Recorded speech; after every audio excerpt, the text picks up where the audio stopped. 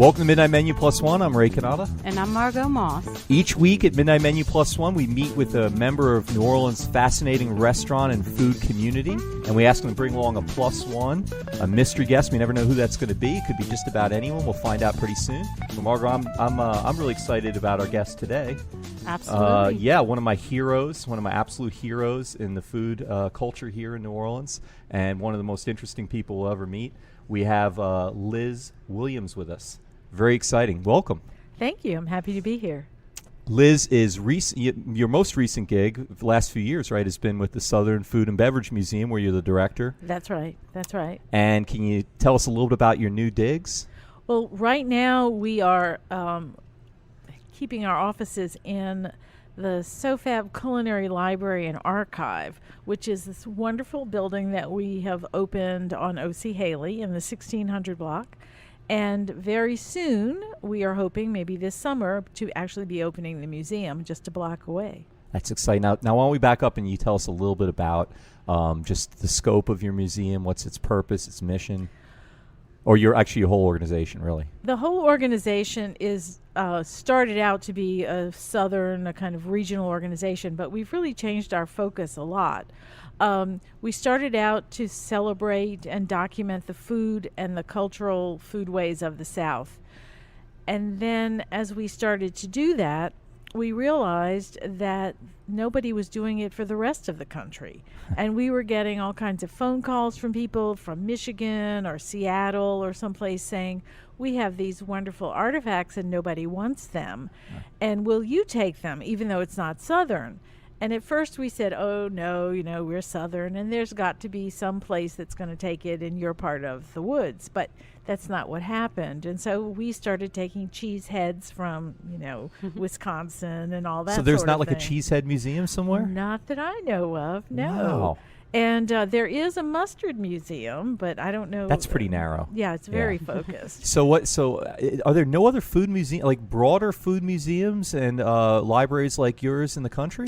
Not really. I mean, there are food museums that are related to a particular company, like the Hershey's Museum, or Anheuser-Busch has an interesting beer sort of museum. But and the Chamber of Commerce in Idaho has a potato museum.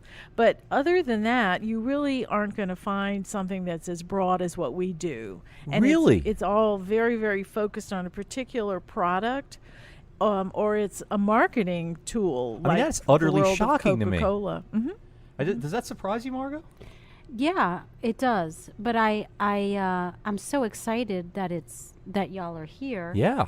So New Orleans has essentially the most important museum and library of its kind in the country by far. Huh? I mean, I certainly think so. What would be your nearest competitor? Like, what would be, not competitor, but, the nearest the closest similar to what we are is at in Rhode Island at Johnson and Wales. Oh, right, okay. And in Johnson and Wales, there is, which is a culinary school and university. Leah Saris went there. She was one of our guests. Yeah, and famous. Emeril Lagasse graduated right. from there.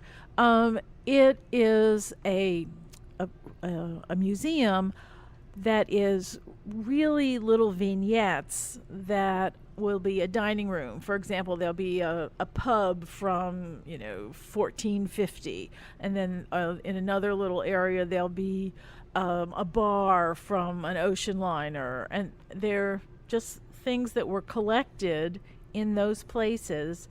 There was a collector who did all the collecting and then just donated all of these cars to Johnson and Wales. And cars, did you say? Cars of railroad cars. Railroad cars, got it. Okay. And so they put it together into a small museum, and that's what they have. So they are not collecting; they aren't continuing to document They're not accepting or whatever new things and all that. Yeah. So that is the closest thing to what we are. But now there has to be a research. There has to be a university that has a large cookbook collection or sort of research thing like that too. There has to be a few of those around, right?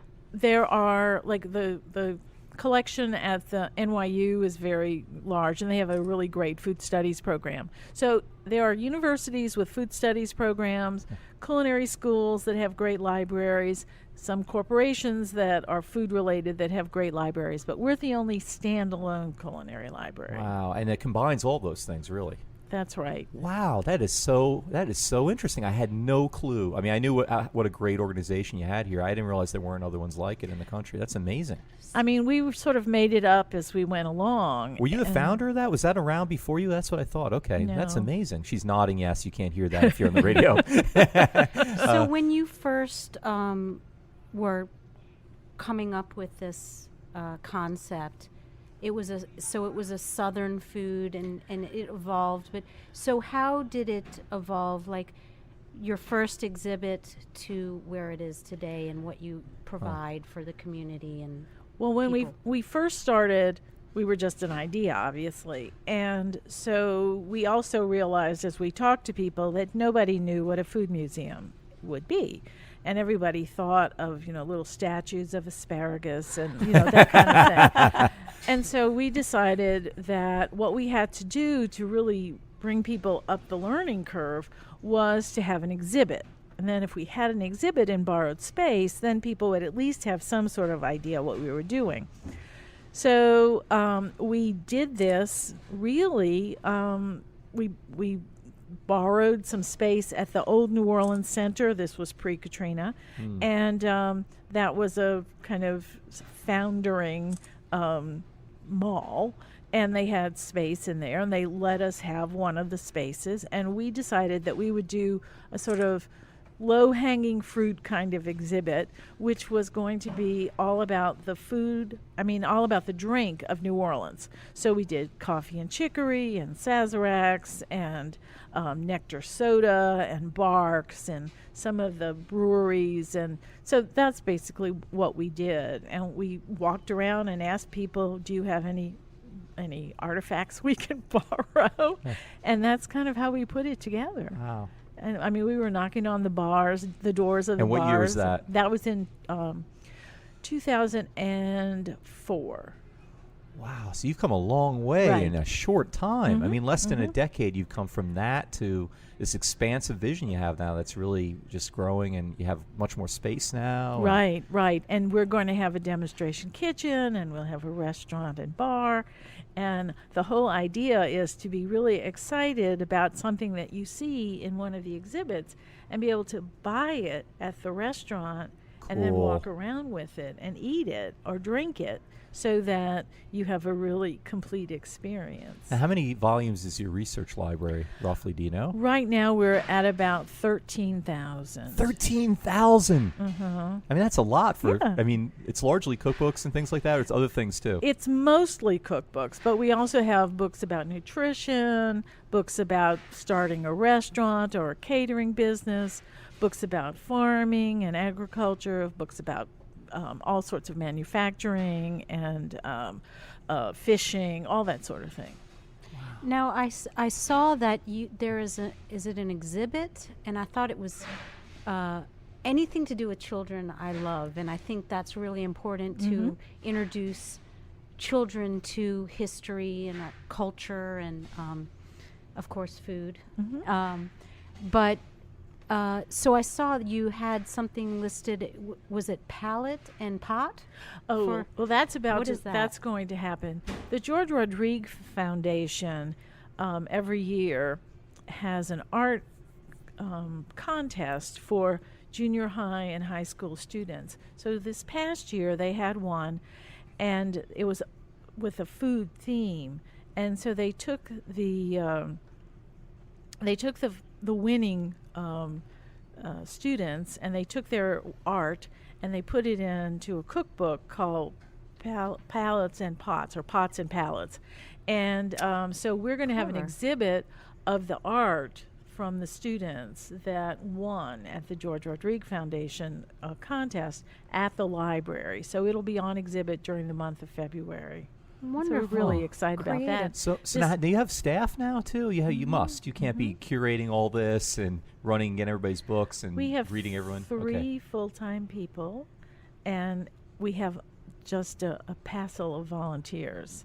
So we have many, many volunteers. This past weekend, for example, we had our first storytelling at the library. Oh, so and cool. so we had about 20 kids who came to listen I saw that to on stories. Facebook this morning, yeah. And that was really fun. Cool. And we ate porridge because we talked about the three bears.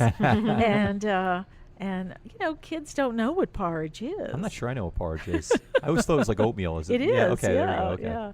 But it doesn't have to be oatmeal. It doesn't be oats, but that's what it usually is. It's just some kind of a grain. Like a So hot how many people? cereal. Uh-huh. How many people visit the library, the or library, the or the museum? museum, or both? I guess. Well, when we were at the Riverwalk, which is kind of what I consider our incubator, we had about 35,000 visitors a year. Wow. And in the library, Now, most of them were just stopping in the gift shop, or were they actually coming into the no, whole? they were okay, coming okay, into okay. the whole place. I don't count the ones who just shopped. And then at the library, it's a little bit different. You don't really just kind of go and visit a library and look at the books or whatever. But we've been really fortunate. On Saturday, we had someone who flew in from Chicago to do some research in our library. We've had students from working on PhDs and things from various universities that are interested in food and markets and things like that, who've been doing research at the library. So we've had quite a few people. So 35. That's about 100 a day, basically. Mm-hmm. That's a lot for 4 staff people to be overseeing. You guys get days off occasionally, I guess, and Every once in a that's while. really remarkable. And you anticipate a lot more now when you get fully operational in your new space, right? Or- We hope so. We Yeah. absolutely do. and it's more space too, isn't it? Yes, Or- it'll yeah. be more space, and it'll be a better organized space and all of that. So I'm a bit curious about your background, because that's a huge endeavor to and I where did you start out, like in your, I mean, we could go to childhood. I would like to know what interested you to for your passion for food and history, but what can you tell us a little bit about your background? And Well, I really think partly I was born in New Orleans, and so that that really establishes a lot. Sicilian in New and Orleans I was too, right? Sicilian, so I got that other dose of food from the Sicilian side. So you're Sicilian in New Orleans, you just don't have a choice. So, all right, saying that, I just always was interested, not only in eating, which I am, of course, interested in, but also I was interested in the way food was part of everything. We really explored the whole world looking for spices. The world was transformed by things like coffee and chocolate and all of that sort of thing. And then you use it in war. You try and starve the other people. And it's really important in commerce. Everybody eats every day. This is something that we all share. And so you can, even as an anthropologist or an archaeologist, study what people used to eat and see how people migrated by watching what gets transferred from one place to another. I mean, there's just, everything is about food. And so I just became fascinated with that as a way to see the world. Now, you had a couple other careers, though, before, right? You have a law degree, and you've published in law. You practiced law in D.C. and in Louisiana. And you were in the JAG, weren't you, in the Army? And That's right. whoa. Okay, hold up. That's a lot. So That's because I'm old. I've had time. No, I don't mean no, I just think that's so interesting. Now, law, how did you incorporate law into your passion for food? Is there a connection? you published on law and encyclopedia, right, of law and food? Right, I did do that. But I really didn't become a lawyer because of food. I became a lawyer because I didn't know what else to do. It's one of those things. You get out of school and you have to do something. So it's like, oh, well, let's become a lawyer, So that's really was not a brilliant decision or anything. I just said, I don't know what else to do. So then I used that to go live in Europe. And so that's when I became a JAG officer. And at that Brilliant, time, if you ask me. well, at that time, the Army was looking for women. And so I was able to sort of say, okay, I want to go live in Europe. And they said, fine. And so then got to eat all over Europe. Where in I mean, Europe it was did you great. live? I lived in Stuttgart, Germany. Oh, wow. So it was really almost the center of Western Europe. It was really interesting and great. Can train ride tell to us anywhere, huh? What, Really. as a JAG, what you did in Germany? Is that, I mean, do you have to people speak in people, German? And, no. It was all within the U.S. military, and because I was the only woman JAG officer in Europe at that time, I was the sex crime specialist. Wow. So that's what I did. Mostly defended people accused of various crimes. Huh. You're like Demi Moore in what was the Jack Nicholson movie where she was a JAG officer? Wasn't Demi Moore one? No. Few Good Men, wasn't that she? That was Deborah Winger. Oh, Deborah Winger. Okay, sorry, another 80s. Yeah, but so that's pretty much what I did. Went all around. I was able to travel a lot because I would be requested to go from this place to that place. It was really interesting. I got to eat in really great places. So was eating and traveling and food like, kind of a balance for what your career was? Because that sounds highly stressful. I can't even imagine. It was, that was really what I wanted. I wanted to be able to live in Europe. I didn't want to have to cross the pond every time you wanted to go someplace. And so it was wonderful. We could eat in Strasbourg for dinner. You could go to Zurich for dinner. It was just really was wonderful. And I enjoyed it, and it was my way of learning the country. You'd learn about the food. You learned about what was available, how it came to be available, all that sort of thing. Yeah. And then did you come back to the United States after that? And lived in Washington, D.C. Okay. And worked at the Pentagon. And more and more was realizing that I didn't want to be in the practice of law, but wasn't sure what else I wanted to do. And, knowing that you wanted to be in food was not something that you could do. You either were going to be a chef or there was nothing. And it wasn't something that was a known profession or something like that. Huh. So when I finally came back to New Orleans, I finally was the CEO of the University of New Orleans Foundation. And started the World War II Museum. Well, certainly not by myself, but I was involved in that and involved in the Ogden Museum. And so learning about how to open a museum was something that was really a great thing to learn about. And that's when I realized you can pick a topic of something that you're interested in and you can just create a museum. It's kind of like Mickey Rooney and Judy Garland saying, let's put on a show, And so that was really when I started to get excited about the idea of a food museum, and New Orleans seemed like a really, really smart place to do it. And then we opened these two museums, and there was really not a lot of desire on the part of the university to open yet a third museum. And so I said, I'm at an age. At that point, I was about the age that Julia Child was when she started on her career. And I said... she'd also been in the military before. Well, she certainly had been working for the government, yes. And so I just decided, okay, if she could have this whole career at this age, now it's time for me to do that. And so that's what made me decide to do it. Now, who's the first person you inspiring. talked into catching your vision, like besides your husband? Who else, or maybe he came later? Who said yes? Great idea. How can I help you? Well, we had a small board. It was the three people. It was me. It was somebody named Mark Koenigsmark, who now lives in Atlanta, and Gina Warner. And the three of us formed a board. And it was one of those lean and mean kinds of boards where we made all the decisions. We didn't have like this huge board, and we just decided to go for it. And then we incorporated other people by... Were you still the UNO No, I Corporation had left. Foundation president? You already left, okay.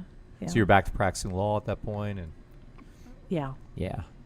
Well, let's pause there for just a second, and I see your plus one is here. Why don't you introduce him to us? Tell us who he is.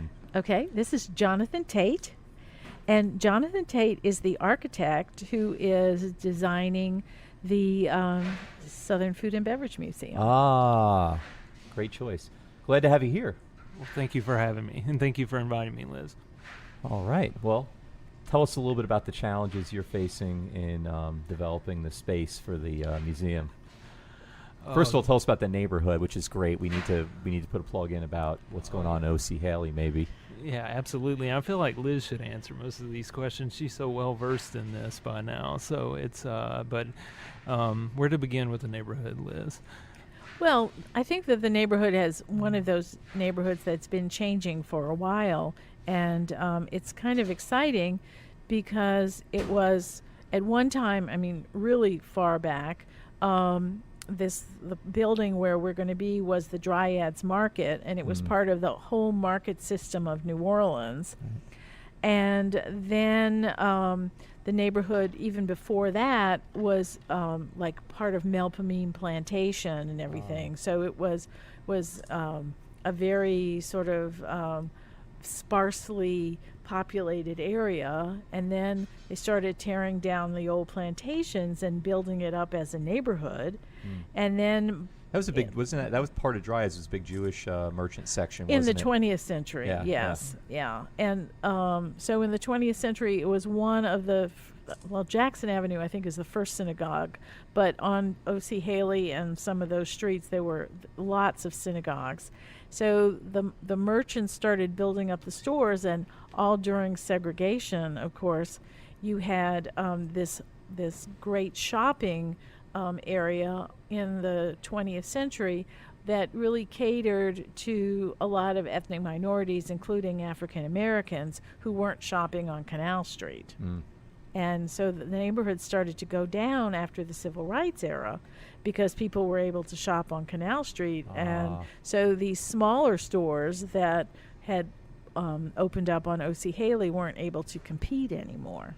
And that's when it kind of took a nosedive in terms of just a lot of vacancy and all that there. And then now it's just That's been right. an incredible resurgence there that's happening. And That's right. yeah, and a lot of mixed use. You have housing there and all kinds of stuff. You have All arts things and business things. Lots of cultural Restaurants. things. Yeah, lots yes. and lots of cultural things. That's really Cafe exciting to be a part of that. Reconcile and Yeah, right. Yes, It's one of the that's first right. things probably, Mhm. right? In the, Yes, it's been Yeah. there for 10 years or more. Wow. And a lot more to come. Yeah, That's yeah. right, Well, yes. I was in your space last when you had a big gala there where you had lots of, when it was just kind of bare though. It was just there was no AC that night. It was pretty warm. We had a bunch That of was- fans. that You had a was bunch hot, of fans going, yes.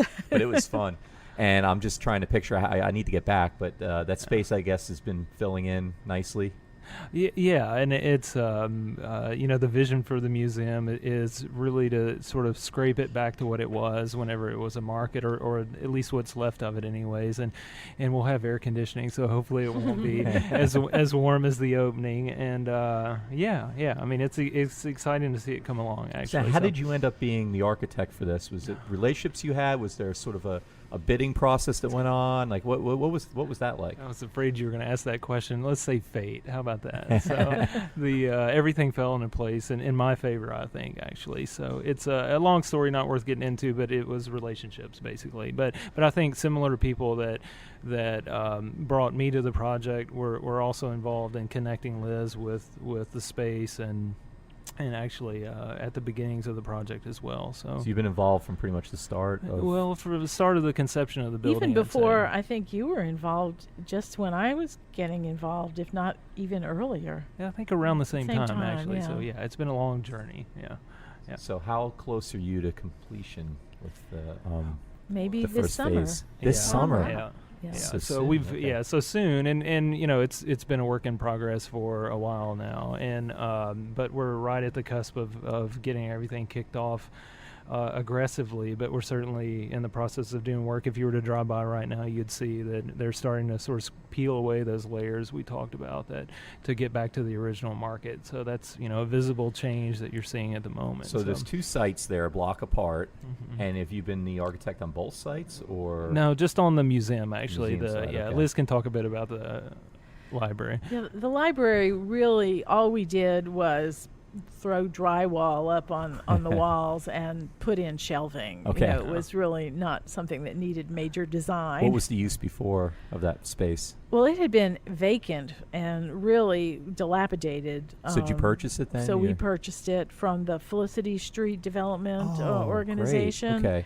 And it was stabilized, but that was all. I mean, there was no back to it. There So were how many square feet is it? It's only 2,200 square feet. You pack 13,000 books and I guess office space and the rest of it into.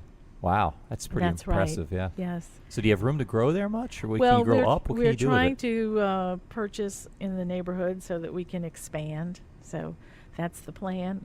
Today we put in fencing. We're working on a garden in the backyard. So it's going to be really fun. Somebody dropped off beehives today, 2 beehives. Ooh. So it's going to be great. All right. Okay, so now back to the other space that you're involved with, Jonathan. So you've been involved now for, 2 years? A couple of years now. Yeah, a little over 2 years now. So. And tell us some of the things that went into your vision for the space and how you interacted with the folks that are paying the bills and all that. Well, this is a space that's going to have a working kitchen. Correct. Yeah. And yeah. It's going to have 2 kitchens. It's going to have 2 kitchens in it, actually. Yeah. The major program pieces obviously are the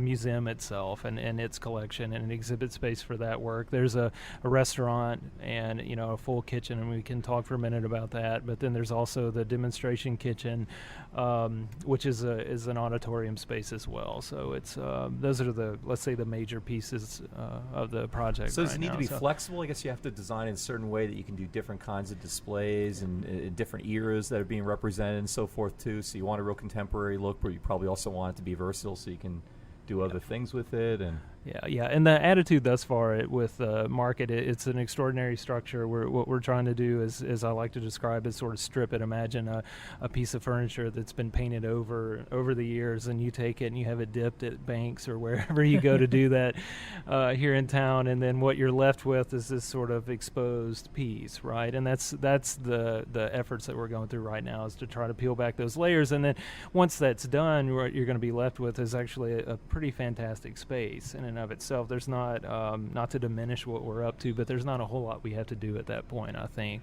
or at least that's the plan. So you're making discoveries as you do that too, as sort of an archaeological venture here in your back to archaeology. I know with the D-Day Museum that you were involved with, I don't know if this was during your era or not, but they had that great display of all the plates they found underneath when they did the phase with the theater across the street, the Solomon Theater, and they have that wonderful display of these intact plates that were family plates they can date and all that. I bet you found some interesting things in this site too, or no? Well, we haven't done any digging inside. Nothing underground, but the architectural thing features. That's really wonderful is that there are these wonderful what are they called?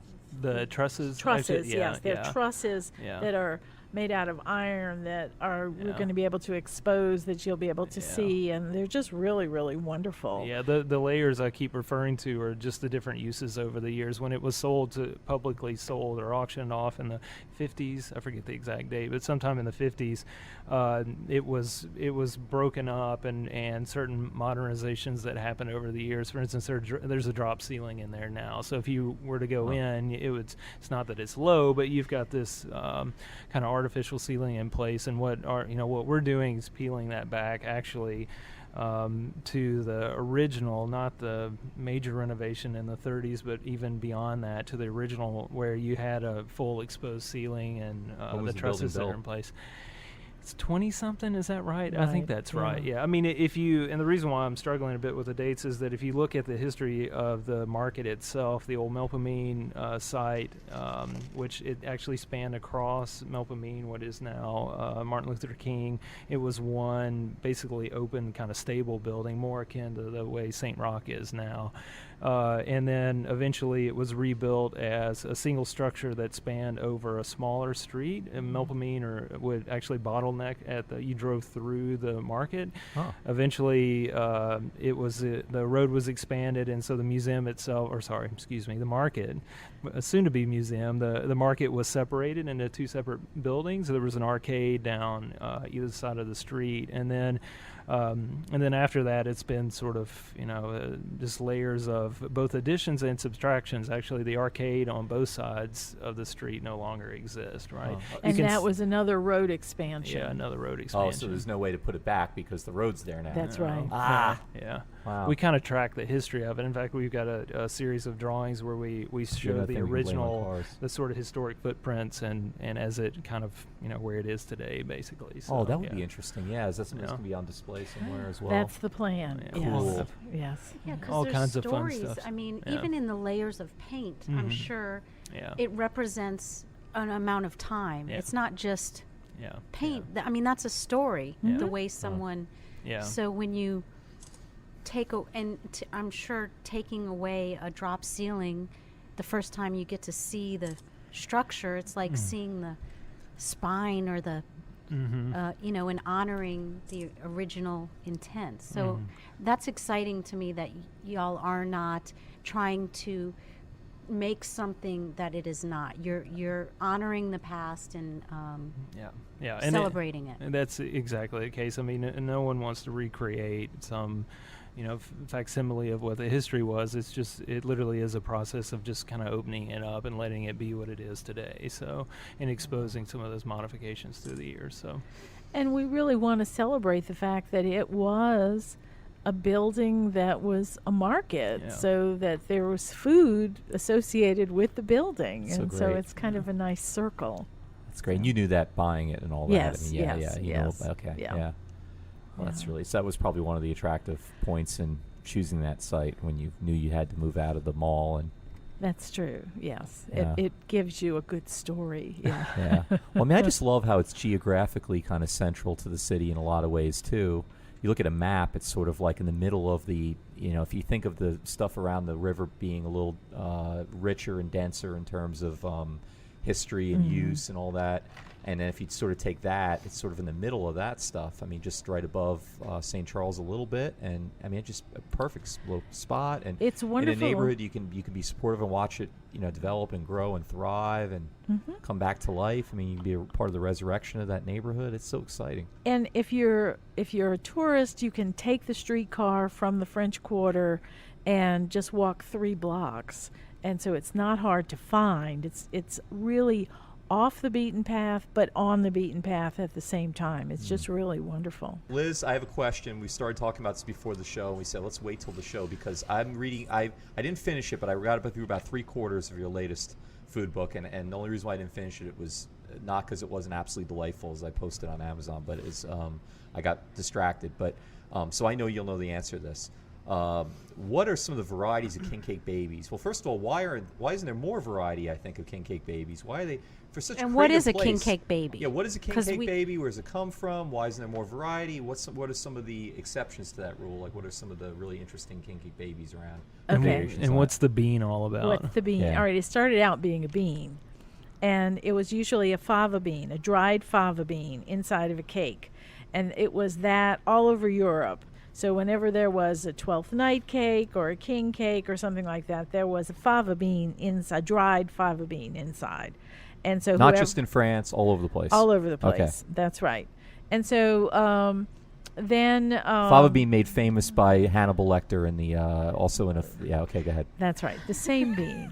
He Yes. he ate his victims yeah, liver with the yeah, fava yeah. beans. Okay, King go ahead. cake. Ruin the fava king bean. cake. Okay, go ahead. So there were beans that were in the king cakes that we ate here in New Orleans until Mackenzie's bakery decided to distinguish its king cake from others when it bought these little bisque dolls that used to be called a frozen Charlotte.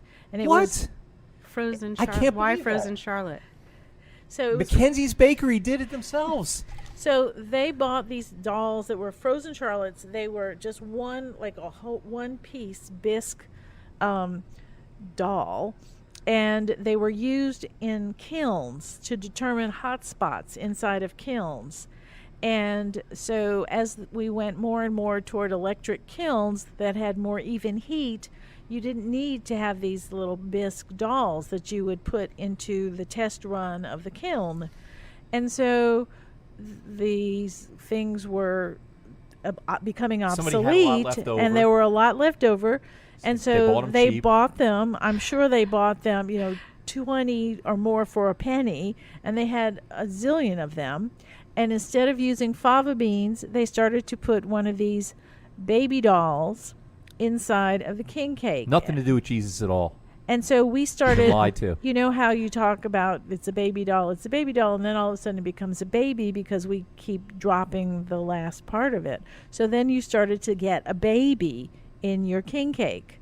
Instead of a bean, you were getting a baby. And so then once they ran out of these little bisque dolls, because they were no longer manufactured, everyone wanted to have a baby in their king cake. And so they started to put those little plastic things that are little babies in the king cake, because we had come to want a baby in our king cakes. And so that is where the baby came from. No baby Jesus. There's no baby Jesus about it. I don't know Wow. where that came from, unless somebody decided it looked like it went into a creche or something. You know what it is? I think they're trying to make it more sacred, the king cake. Because there's something ritualistic about the king But cake. it's a Saturnalia-based custom. Yeah, and- but I mean, I'm just being more even internal. I mean, king cakes to me, you may disagree, not the greatest of New Orleans cuisine, No. generally speaking. Right. Pretty mediocre overall, right? Right. Some of them are great, but overall, a lot of them are really bland and awful and dry and not creative, nasty, gooey, and and yet held with such honor. When I got here right away, when I moved here right away, people wanted to tell me about king cakes, and there's something sort of like, the ritual of it. Right. It's has all more about meaning the ritual. than the actual right. food. Exactly. There's something about the ritual of it. Right. And so you want to add sacred to that, so you throw Jesus in, and it could have been, that's what happened, I guess. So Well, speak- there That's was my a theory. synagogue. There was a synagogue where they wouldn't actually let people have king cakes Because of the Jesus because thing. of the Jesus thing, and I had to draft an affidavit to say that it wasn't the baby Jesus, so that See, they that could law have. degree came That's in handy. right. That's what it with was food. good for. If I can ask real quick, do you have any of the bisque babies in the collection? You must, yeah. No? We do. Yeah. And also, we have some of that are French, that are the little French dolls and other favors that go into the king cakes in France. And then we also have the ones that Wait, but if it started at McKinsey's, how did it end up in France? well, in France, they started to put little favors that were in little. They would put like asterisks and other things that were from comic books and things like that into the cakes. Is that before or after McKinsey's started? No, it was before. Before, so maybe McKinsey's even knew that. They and probably were knew influenced by that. that. Right, Okay. right. And so the word in France for fava bean is fève, and so they call these little bisque dolls, little favors, fève. And so we have some of those, and then we have some of the more modern ones that, because they revived the idea of doing it, that there was a woman named Alberta Lewis, and she designed a little St. Alphonsus band players and people from the Half-Fast Walking Club and all that sort of thing. And she made her own little figurines, and Haydell's Bakery used to put them into But they their stopped? king cakes. Well, she died. And so now they can't get anyone else? Well, You they have some of those They too? have You've- yes, we have some of Wow. hers, but they still have a bunch. See, I would think left that'd be over. a selling point, because I would go out of my way if my kids, sort of like what's in Cracker Jacks or like in the Happy Meals, I guess they have in the Yeah, fast food yeah. places. We just bought one. You'd want to go out of your way to get that king cake because of its baby, even if it Yeah. wasn't a better king cake or its So favor. Haydell's Yeah. is still putting them in of the Oh. extra ones that they still have that Oh, she good. designed. So Oh, great. you can do that. And then if you buy one of the almond and puff pastry king cakes from Right. some of the French bakeries in town, they'll actually put one of the ones from France Oh, neat. in there. Yeah, I know So- Croissant d'Or does that. Yeah. And Boulangerie does that, and so forth. Yeah. Well, I Yeah. don't know about the favor, but I know they make the almond. Was that the galette de roi or something? Duroy, yeah. Duroy, yeah. So can you tell us some myth that is in our New Orleans culture that people have thought is like absolute fact, besides baby Jesus, king cake, baby. Something that you would like to tell kids growing up here, or sort of like Santa Claus? Well, I don't want you to crush anybody, but actually, let's hear something right, that really is your pet peeve. We didn't really invent the Sazerac. No. There are two things. One We're is cutting off your mic if you say that. one thing has to do with Madame Langlois. You know the story of Madame Langlois. Madame Langlois is supposedly the person who taught all the casket girls how to cook Creole cuisine. And it's called the Petticoat Rebellion. All of these women went down the street beating pots and pans with wooden spoons, saying, "Oh, we're so depressed and we're so frustrated. We don't know how to cook here in New Orleans. All of the food is different and whatever." And they went down and spoke to Bienville and said, "You have got to do something about that." And he said, "Oh, Madame Langlois will teach all of you how to cook, and she's learned from the Choctaw," or something like that. And so it's a wonderful story. It's a real origin story, but there was no Madame Langlois. There's no documentation whatsoever that she ever existed. And if you look at the timing and whatever, by the time the Casket Girls came, Bienville was long gone. So none of it works from a historical standpoint, but it's a great story. And I think the fact that we want to have an explanation for our food is what gives rise to having an origin story. And it shows how important it is for us that we need to have an origin story. And we aren't just going to say, "Oh, it just evolved as a social invention," which is basically what it did. The other one that I think is totally nuts is that Africans who were brought here to be slaves loved okra so much that they hid okra seeds in their hair as they were being kidnapped, so that they would be able to eat okra in the New World. Because there wasn't okra here. And they were thinking about that. Oh, yes. You can just imagine you're being plucked away from I don't know, wherever prisoners you are. hide all kinds of things. That's why I have to do the body searches and all that. Yeah. Yeah. And you just say, "Oh, wait, let me go find some okra seeds right now to hide." That's the only thing I'm going to take. That's right, yes.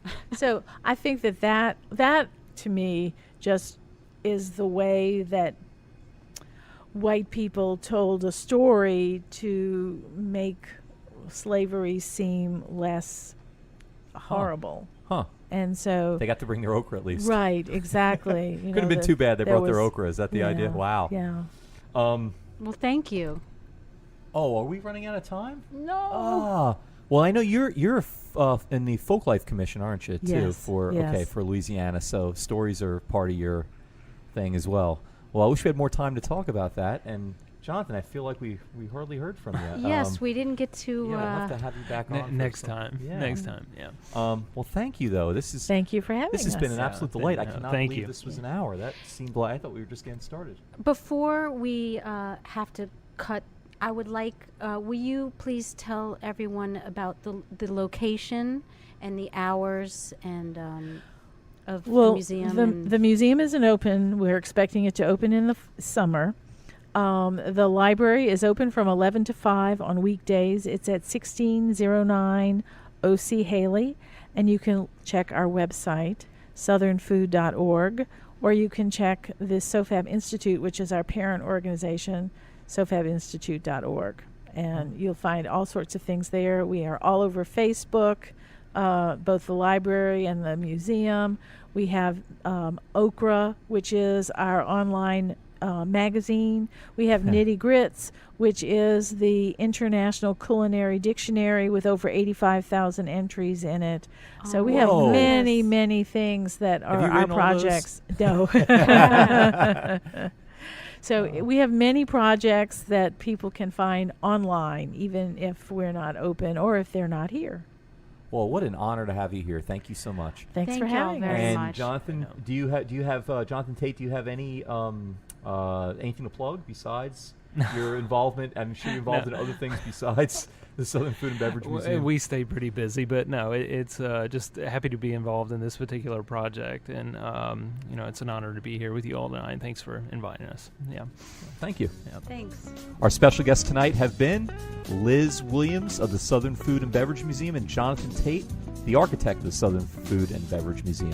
Thank you. Midnight Menu Plus One is produced by Grant Morris, and Chris Keogh is our technical director. And this fabulous audio quality that you hear is by PreSonus Audio Electronics. Makes all kinds of wonderful things. Visit presonus.com for more information. You can get in touch with us here at Midnight Menu Plus One by going to our website, itsneworleans.com, and from there you can follow us on Twitter, find us on Facebook, sign up for our mailing list, get all kinds of swag. And while you're at itsneworleans.com, you can listen to other episodes of Midnight Menu Plus One and our other shows, Happy Hour, Mindset, True to the Game, Vietnola, Out to Lunch, and others. And if you listen to the show on iTunes, please rate us and review us. It helps other people to find us. Midnight Menu Plus One is a production of INO Broadcasting for itsneworleans.com. So we meet here again at Ted's Frost Top. I am Ray Kanata. And I'm Margot Moss. Thanks.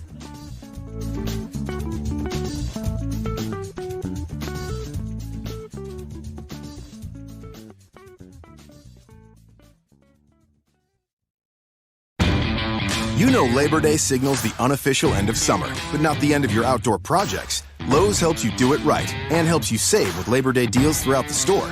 Shop now and get 2 bags of Stay Green potty mix for $12. And keep your lawn looking neat and trim with a Craftsman 2-cycle 17-inch gas string trimmer, now $20 off at just $119.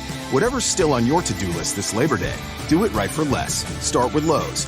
Offers valid through 8/28. Soil offer excludes Alaska and Hawaii, U.S. only.